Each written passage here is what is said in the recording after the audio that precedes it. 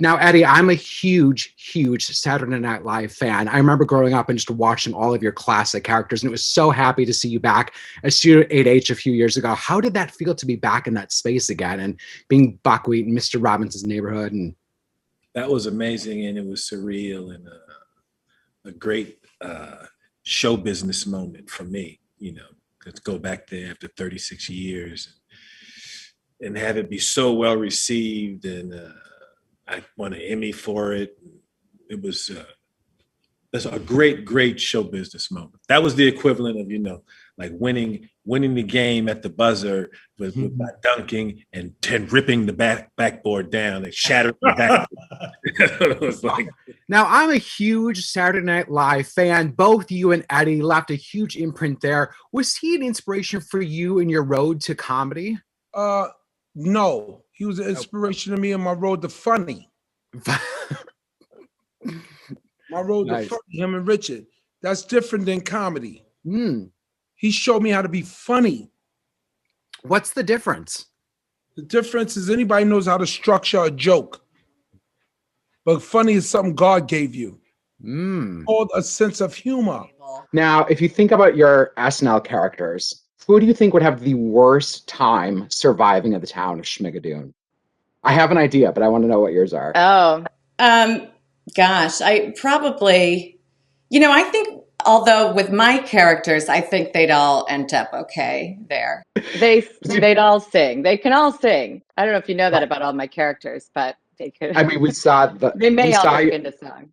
Yeah, I mean, the last Judge Janine that we just saw was so memorable. One of the best moments of this past season, in my opinion. It was very fun. I think some of my characters could use Schmigadoon, some of them. I think it'd be good for them. Needs Schmigadoon. Yeah. The end deserves Schmigadoon. Come on. Absolutely. Yeah. Now, one of the things I've loved about your post Saturday Night Live career is you've done everything between comedy to drama and everything in that kind of line and that spectrum. Do you have a philosophy or a mantra in that relationship, whether it's in your own life or in your work? Not really. I just feel very grateful to Mike White because he was the first person after post SNL that we became friends. He cast me in this TV show that he did called Cracking Up, and then that show ended up getting canceled.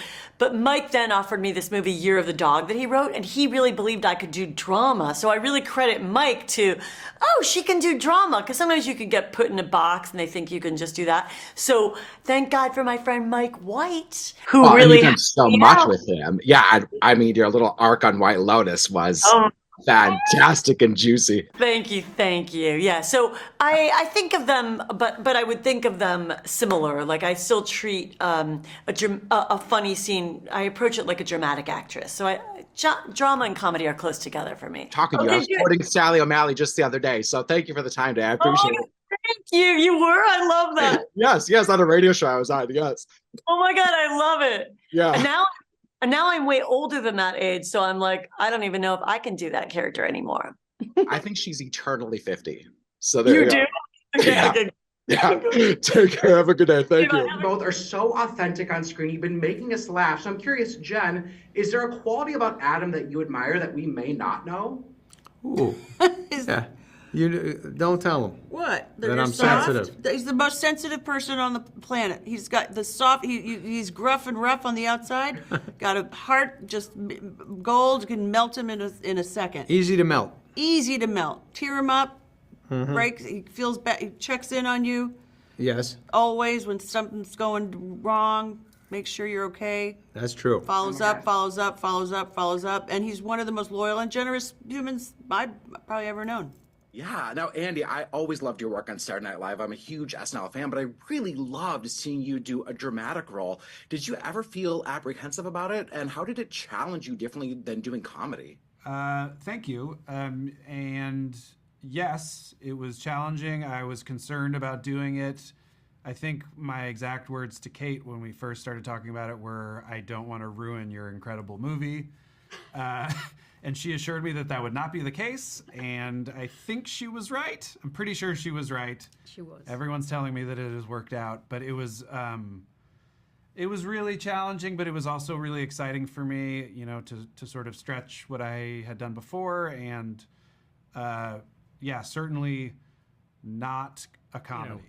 it was a delight because I'm essentially kind of a straight man in most of this, and it was I'm used to being just a total boob, so it was really fun getting to see this and just getting a front row seat at somebody who's a real master of her craft. Oh, absolutely. I mean, I love seeing you as a straight man because you are right. Like, we know you as like the boob who puts himself out there. I mean, my husband and I have watched your Day Drinking with Seth so many times, and I'm a huge SNL fan. I'm wearing a sweatshirt today for you. Like, all right. I love it so much. But I really think Sashir is somebody who's such a grounding presence and always calm. And I know that I relied on Sashir a lot on some of those long, hard days. You just know that she sees everything, and like she really sees everything, and so she's very perceptive, but without making a big fuss about it. And I think the show shows how deep Marvel can get. Like, this show has so much depth as far as like an emotional history, the rawness that these characters go through, and I hope that makes them think that Marvel's capable of doing more than just, like flashy, big, blockbuster stuff. You are killing it on Saturday Night Live right now. You are so funny. Thank you. My husband and I watch it every Saturday. Like, we are big SNL fans. What is something about it, the show, that either we don't know, like the audience wouldn't know, or what's the hardest challenge about it? Well, it's just that it's completely new every week. I mean, nothing is planned. Everything's written that week. Everything's built that week. So you're just falling into madness, like, and hoping that it works. And the crew and the people that have been there for so long are holding your hands through everything.